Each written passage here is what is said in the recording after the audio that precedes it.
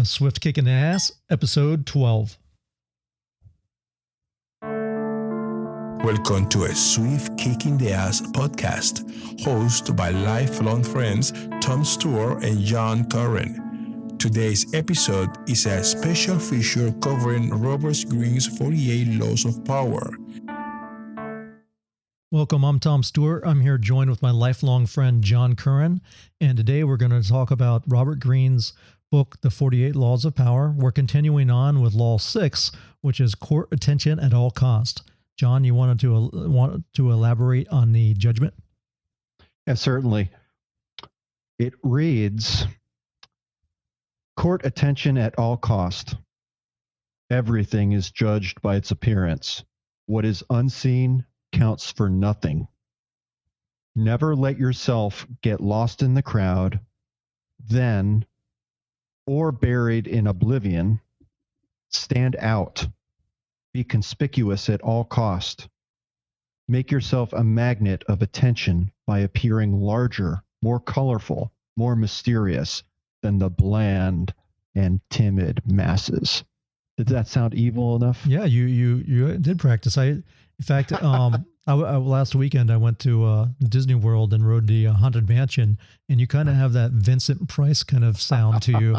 You know, that you ride in I don't know, you know, I'm talking about the. Yeah. You know, he does the voice there. Welcome. Right. Please walk this way. That's a great ride. They've updated it. I don't know if you've been there. Yeah, you were there recently, right? Yes. Did you get a chance to go onto it? Because they have updated it from when we were kids. Yes, we went last May. Cool. It was great. I loved it. My favorite ones are still the hitchhiking ghosts that ride on your cart.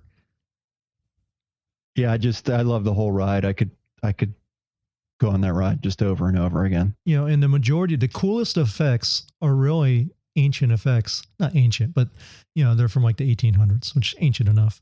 But it's the pepper ghost illusion, where they basically just use a reflection in a piece of glass. So you're looking through at, you know, a table full of, you know, empty chairs, and underneath where you're riding are these animatronics that they light up. So when you look through the glass, you see the reflection of them, and they look transparent, where they look like ghosts, and they have them perfectly laid out. So it looks like they're sitting in the seats, blowing out the birthday candles, dancing, and it's just awesome. And in fact, I used this, that same illusion one time when I was at Clear Channel Broadcasting. We went around and we recorded all the disc jockeys and the different promotions people and management and sales, giving little intros with about Halloween. And what I did is I made them wear I had like this black cloth, and I wrapped them around so you could only see their head. And then I went into editing software and I changed the colors on them and made their heads spin. I put fire on them, and then I used a pepper ghost illusion, and me and my buddies created this whole Halloween mock-up, and basically we called it the spook box. And it was this black box, and I took a TV and I put it upside down, and I had a piece of reflective glass at an angle.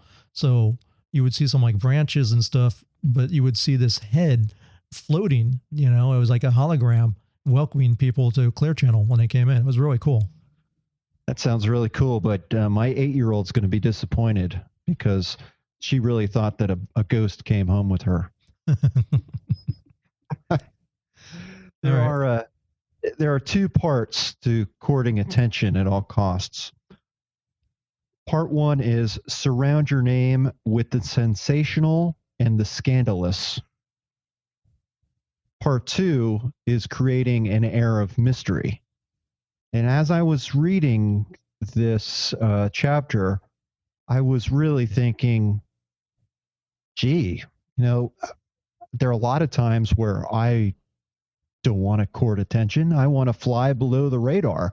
Seems like if I sought attention, I would just get into a whole mess of trouble that I don't want to get into. And I'm reading the chapter thinking this, and I get to the end, and it says that this law, there's an art to it, and that sometimes you do want to fly under the radar. And sometimes you do want to pull back and blend in with everybody else. So I thought that was interesting.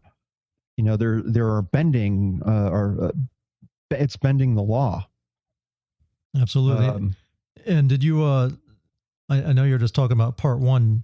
You want to mention there's a little judgment that went with that. Do you have that, or you want me to read it? Oh yeah, I can do that. Surround your name with the sensational and scandalous. Draw attention to yourself by creating an unforgettable, even controversial image. Court scandal.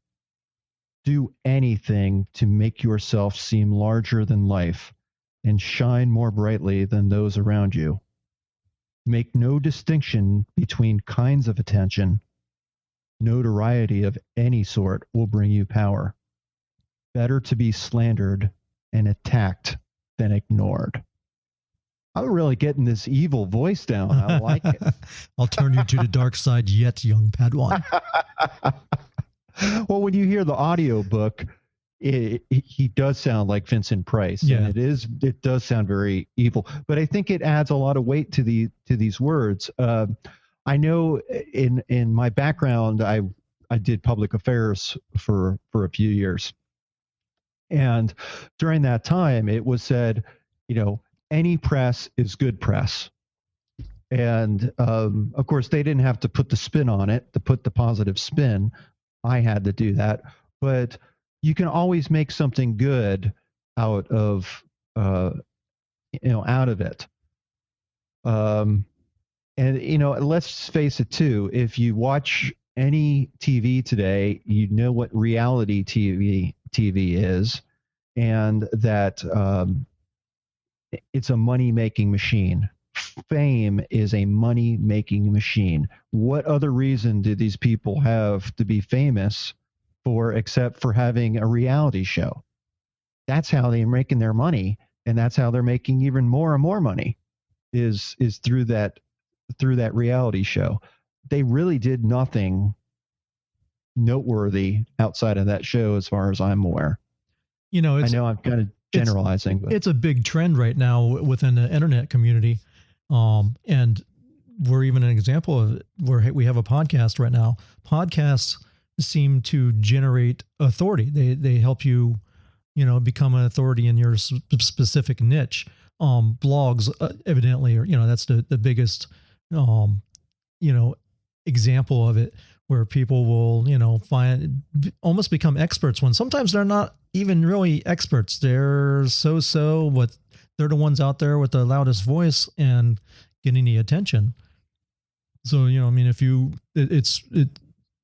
internet experts right now are saying, if you want to build an audience, to build authority, you set up a blog, you maybe do a podcast, you make videos, you get your name out there. And it's really, anyone can be a publisher right now. So it's very easy to build a platform. And it's a good thing because, there's a lot of people that should be heard. Then there's a lot of people that shouldn't. Hopefully we're some of the people that should be heard, but we'll let our audience decide that. Yeah, it's amazing to me how many people are considered to be experts. And when you look at the cost of entry to become an expert, it's very low. Like you just mentioned a few examples of how you can become an expert. And if you Google it, you'll find step-by-step lists of how to go about becoming an expert. And it's not becoming a master of that field necessarily. It's really how you market yourself. Self-publishing, get an article published in a magazine or online. You use that to your favor to establish yourself as a expert. Yeah, you see it all the time too. I used to be a member of the Hollywood Rotary Club, and we would invite, so-called experts in to give certain talks. And, a lot of the times they're there for self-promotion. They might be talking about a certain subject, but they're really there to promote themselves. And I knew one guy who, he was a web developer. And when Facebook first came out and it started becoming popular around 2007, 2008, I think it was. But this guy was already deeming himself a social media marketing expert. And it's like, social media is relatively new. How can you be an expert in this field yet? I mean, there's not that much to it yet to be, there's no degree, there's no certification. Now there actually is, but back then there was not. And people just give themselves these titles, and I still see it. I see it in whatever new thing comes out. When Pinterest first came out, I saw people releasing all kinds of, videos and tutorials, and from the certified or so-called experts, when they're really, all they did is they got there first. They read how to set up a couple of pictures and promote it. And there's new things on the horizon. I think the newest one coming out is Rebel Mouse, which a lot of people probably haven't heard of, but I think in the next year or two they will. Yeah, as I was reading through this chapter, I was thinking, as I stated before, I don't always want to court attention to myself. I think that can get me in trouble. But as I read through the chapter and kind of thought about what I was reading, it made me realize something my dad had told me a long time ago. He said, we are all salesmen. Even whether you want to call yourself a salesman or you don't, you are selling. You're selling yourself, and not like a prostitute, but I mean maybe, but if you go to a job interview and you land that job, you have sold yourself. You have sold that person who's interviewing you on the idea that you can do a good job. So we sell ourselves each and every day when we're trying. I mean, my kids are turning into great salespeople because they're coming to me constantly with, they want to do this and they want to do that. And they're learning how to build their case. They're learning how to approach me and selling their ideas. And I think that's a part of life. And the better you can do that, the more successful you'll be. Yeah, no, I agree with you. The same goes as marketing, selling. It's the same thing. I've heard same thing. Everything in life really breaks down to marketing. You market yourself, you market, your profession, you market your skills. It's like you said, getting exposure for yourself, selling yourself. And it's really how you grow and compete and, advance.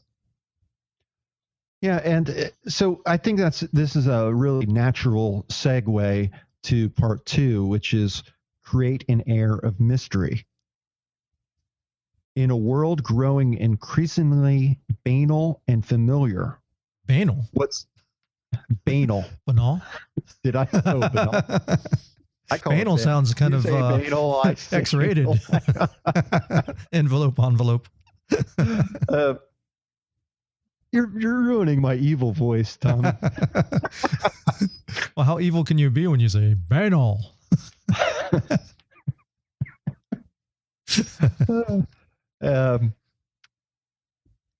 In a world growing increasingly familiar, what seems enigmatic instantly draws attention.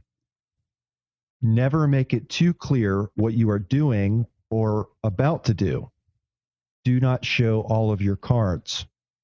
An air of mystery heightens your presence. It also creates anticipation. Everyone will be watching you to see what happens next. Use mystery to beguile, seduce, and even frighten. And, I remember something else my dad told me. He told me a lot of stuff as I was growing up, but he said, people only know what you tell them. And if you are trying to, if I think that's true, whether if you're trying to get something done, depending on how open you can be, people will stand in your way. So people only know what you tell them. And, no one is a mind reader. So it is really true. They only know what you tell them. So don't be an open book.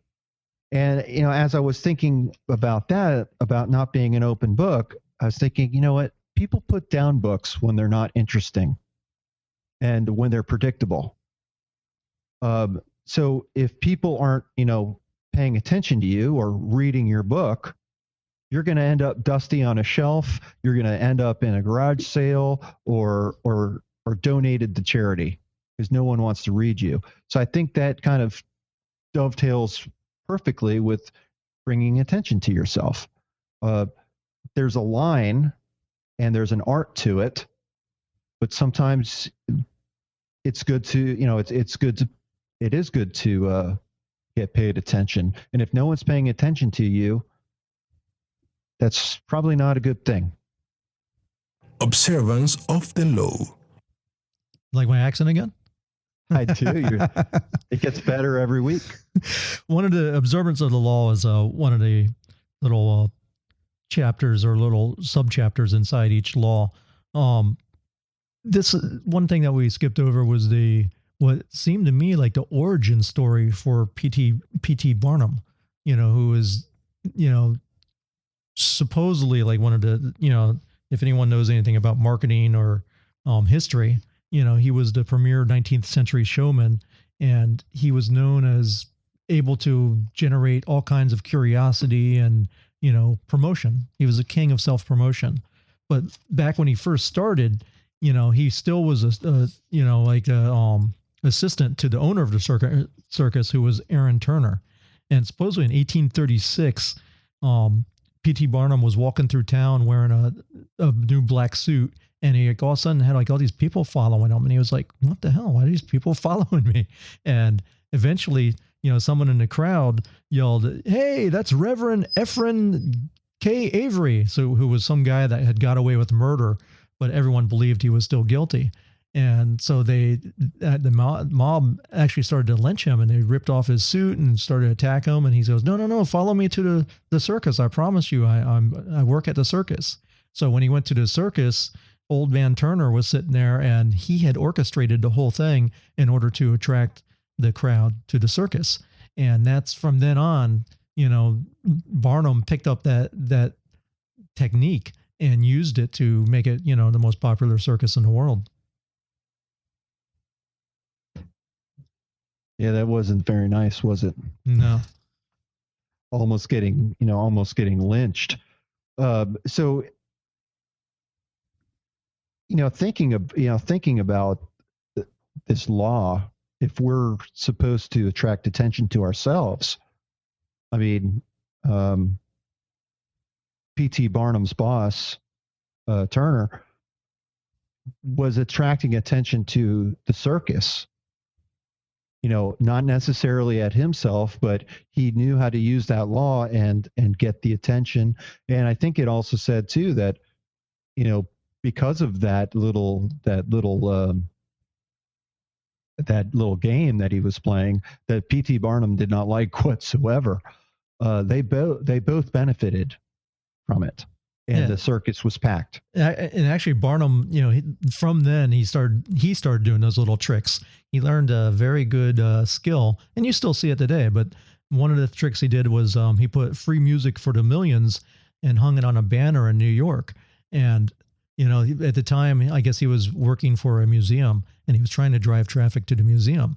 But what he did is he had all these people come out. I mean, musicians come out on the balcony, and so people gathered around to hear the music. But the guys were so awful on purpose that people couldn't stand it. So they retreated by going inside, buying a ticket, and going inside the museum, which was the intended purpose all along. Yeah, definitely. It's definitely more art than science. Yeah. And I think when you have a mentor like P.T. Barnum, you get shown the ropes, and you learn, you evolve your art. Well, he also, the other thing, and I remember watching a show about this, but he bought a carcass of a monkey and a fish or something like that, and it was supposed to be a mermaid, and he would put it on tour as being like the first mermaid, right? Like a live proof that mermaids exist. So people came in, and it started the whole sideshow oddity thing. But this is still in use today, which is almost. I saw it on Animal Planet, I think, where they had this whole show about mermaids, right? And it was despicable. They were actually trying to make people believe that mermaids exist. So they're showing all these scary footage underwater, of scientists down in, in research vessels, and they show all of a sudden something flash up against the screen, and they do a still image, and you see a man with like a tail, with a fish tail, and they're like, oh, there's mer people, and they're like, they come up with this whole thing that there's, evolution went on two paths. The people that walked and were apes, and the other ones that stayed in the ocean, and that they started trying to show all these different things that supported it. So they knew people were going to be curious. And so people would look up on the website and see what was going on. Well, what do they do when you went to their website? Because I was trying to show to my kids, I go, this is BS. This is nonsense. It's irresponsible of Animal Planet. I'm surprised they're even running this. Well, when you went to their website, there was a big FBI warning saying that this site has been closed down for leaking confidential information and blah, blah, blah, blah. And, they might have even had an email capture there. I'm not even sure, but it was a hoax. But it was a hoax purported, done by Animal Planet, which is owned by Discovery. So it was crazy. I mean, it really happens all the time, and it's been happening throughout history. Getting attention. I was thinking with the mermaid, I was thinking about sea monkeys and how they were portrayed.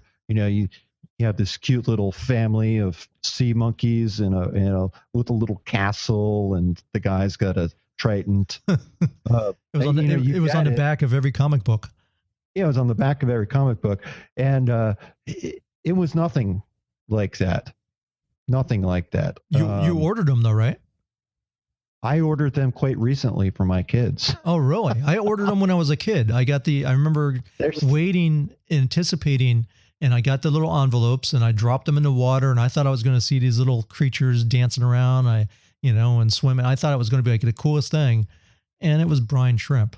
And all that happened is one of the brine shrimp ate all the other ones, so I had one little fat brine shrimp swimming around, and it was disgusting. Yeah, I mean, it's a company is still in existence. You can still get them. Yeah, I know. It's cool. It is cool. I was thinking about A Christmas Story, the movie A Christmas Story, which is a classic, I guess, by now. You'll shoot your eye out.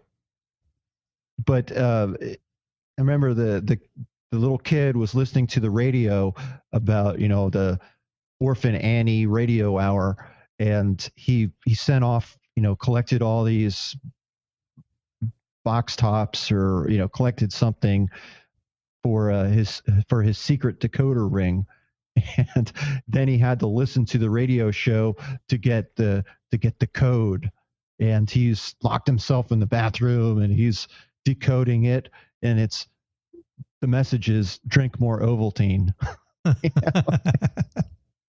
It's just an age. We're so susceptible. Trick. We're so susceptible to that. I remember when I was a kid, working in radio, I still amazed of the power of Y100. I think it's the only station that's still on the air down in South Florida that was around when we were kids.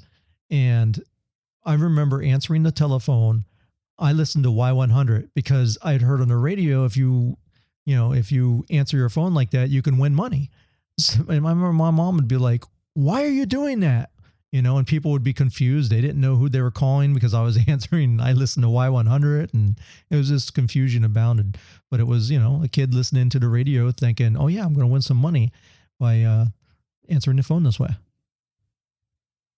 Yeah.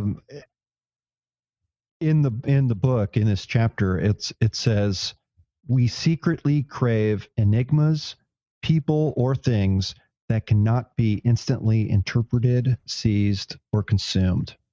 And, all of this, I think, is a great example of that. Remember the commercials for toys when you were kids?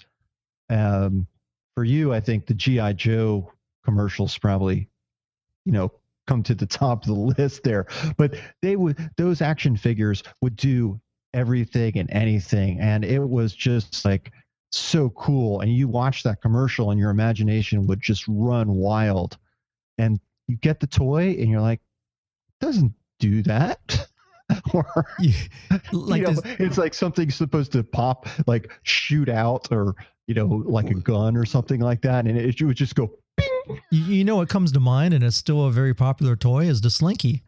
They always had those things climbing down the stairs and looking so cool. I could never make my Slinky go down the stairs. It never did that. All it did was get bent out of shape, and it was useless after that. Yeah, and it's not a bait and switch. They're not trying to really con you. They're just presenting it in the most optimistic light. And that's a part of selling things. I tell my kids all the time when they see something on the TV and they're like, oh, that's so cool. It's only 3 installments of $19.99. I'm like, they're trying to sell you something. Of course they want it to look cool. They want your money. That's what commercials are for. They're for getting your money. I wish I had this piece of mail in front of me. Oh, I have my phone. I took a picture of it, and I'm gonna read it to you, right? Because it's direct mail is so powerful, but this one was from the publisher's clearinghouse and for the sweepstakes, and it was to my mom, and I was like, this is just too good to be true.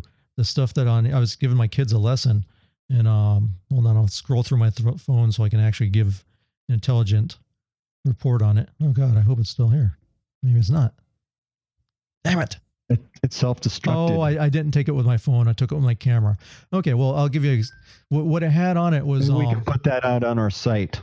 I'll put a picture of it on our site and on in our social media on our fan page, which is Swift Kicking Ass, on Facebook. So what it had like a handwritten font, like someone wrote on here, final notice, you have been selected to be on the list of the final winners, right? Not saying you're a final winner, but you're on the list. And then it had all these calls to action on the outside. There was like 4 or 5 of them on the thing to try to get you to open it up. It was like, final notice, if you don't open this by, September 15th, you are going to be bumped off the list and not qualify for $100,000. And, then on the back, it had this other thing, final notice, and it just kept on repeating it. And it had this big gold sticker on it saying, you are on the list, make sure this is a time sensitive material. It had another thing that looked official, like it was like a perforated document, like you got like something from FedEx, like open this now. And just looking at it made you anxious. Like, God, I got to open this. It tells me to. But it was such a great piece of work. I wish I had the picture with me so I could go further into detail. Now that's courting attention at all cost, is it not? Yeah. Great direct response. It does also amaze me how so many people can be fooled by that. In fact, a lot of email scammers nowadays, are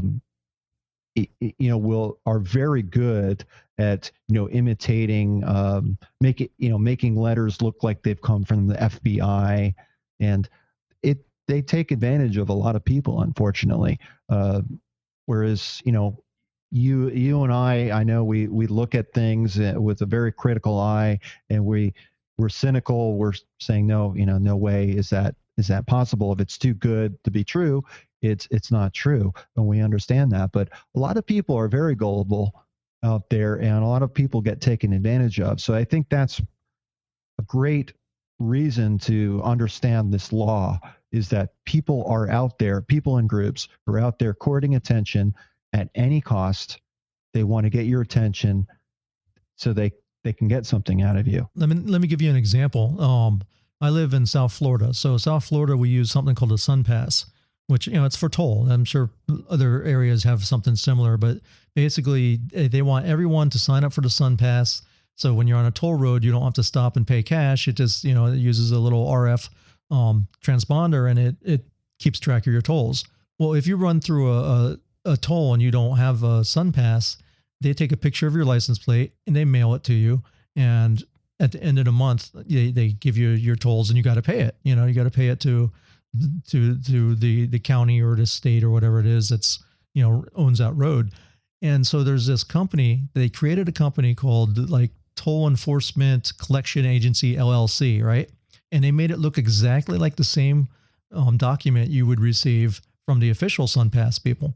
And they say you have been put in collections and you owe a balance of $50 to clear this up. So we take no further action. And so your license is not suspended. So it was a complete scam. It had some PO box and people would mail $50 in thinking that it was official and they would walk away with the dough. Yeah, it's a shame that people do that and people get away with that. But that's the world that we live in. Yes. I was as I was looking through the book, I read this passage and I thought it was interesting. It says, if you find yourself trapped, cornered, or on the defensive, after you have courted attention, try this. And it was, do something that cannot be easily explained or interpreted, catch them off guard. And it can be something very simple but unsettling. When I know that I've gone too far in courting attention and there's too much attention on me, I've recognized that a simple smile, is the most disarming thing in the world. And sometimes I smile and I add a nod, especially talking with my wife. My wife does the same to me. I think something like that can, it makes people, it adds mystery, just like in the second part. It adds mystery and can be misinterpreted. So you don't have to say anything about it. Just smile, but do something unpredictable, and hopefully you can kind of make them go off balance and give you the opening that you're looking for. I am sounding more evil as I do this. This is kind of funny. And the book does talk about Mata Hari, who was she was a belly dancer, right? That was her claim to fame. But I remember my dad talking about her. I think I remember seeing old film footage or maybe it was recreations of her, belly dances or something like that, but with the veils and, she was like a big deal back then. I think it was in France or Italy or one of the European nations. But it turned out that, she would make everyone believe that she was from somewhere else and everyone would try to guess, is she from India? Is she from, the Far East? She's real mysterious. It turned out she was like from Norway or something. She was really just another European, but she just disguised herself and, had learned a few moves that were, unique and different from the traditional dance of that era. And she created this whole air of mystery around her until I think people finally realized that she wasn't who she said she was. And they even accused her of being a foreign spy for the Nazis or something. Wasn't she a foreign spy? I don't think she was. Let's see. Mata Hari went too far in her fabrications, although the accusation that she was a spy was false. At the time, It was a reasonable presumption because all of her lies made her seem suspicious and nefarious. So that's actually that was in the reversal of the law, which says in the beginning, at your rise to the top, you must attract attention at all costs. But the higher you rise, you must be constantly adapt. Never wear the public out with the same tactic. An air of mystery works wonders for those who need to develop an aura of power and get themselves noticed, but it must seem measured and under control. So they're saying that it can backfire on you, that you have to be careful. So you got to recognize it when it goes too far and put it back. It's really kind of John, funny. That would be the reversal of the law. What's so funny is I know that I used this technique to win my wife. when I first met her, when I first met my wife, You did belly dancing? that's another time. That's another day. No, I was very mysterious. I tried to change my approach with women, and instead of talking their heads off, I stayed very Aloof. cool, calm, and collected and aloof. Yes, was very aloof, and that added mystery. And I won because we've been married 14 years now. That must have been after you read that book, Nice Guys Don't Get Laid. Did you remember that? That was popular. I think it was back in the 90s, where it was these guys had come up with it was kind of like a cartoon tongue-in-cheek thing, but it was very true. It showed like how the girl sees the bad boy and wants to change him and turn him into a prince, and how it shows like in a cartoon of another guy, like the nice guy, and she's stepping on him like the welcome mat as she leans over and's kissing the guy in the leather jacket. It's funny. Did I ever give that back to you? It's in a sense it's true though. I remember talking to my mom once, and my mom was talking about, women don't like guys that are too nice. I had a boyfriend, he just was too nice, something about him, and I was like, Mom, I don't want to know that. I see you as Mother Nature, and everything's nice and holy and beautiful. Not that you like bad boys. But she likes Metallica and thinks that marijuana should be legalized. That's true. How well do you know your mom? Now, I did take a picture with my phone the other day of a billboard that's running down here, and it's they're doing seminars now for business opportunities for if and when marijuana gets legalized in the state of Florida. Hilarious, huh?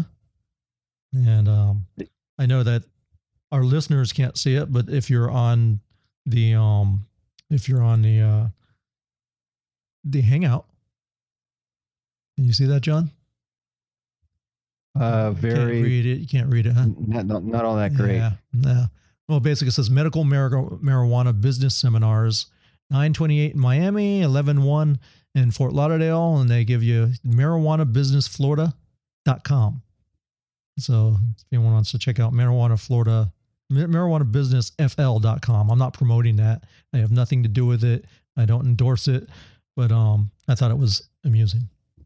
I thought you were going to hold that for the smoke screen chapter. Anyhow, lots of people out there trying to get your money, knowing their tactics can help you keep your money. Yeah, and I'm sure those guys, if you go to that website, I'm sure they're probably going to scam you. So, and I could be wrong, but it's just a hunch. Anyhow, I think that covers all the notes I had on this chapter. And the next chapter is get others to do the work for you, but always take the credit. So until next time, this is John Curren. This is Tom Stewart. Thanks for listening. Thank you for listening to A Swift Kick in the Ass podcast. We hope you enjoyed today's content, and we ask you to please leave us a review in iTunes.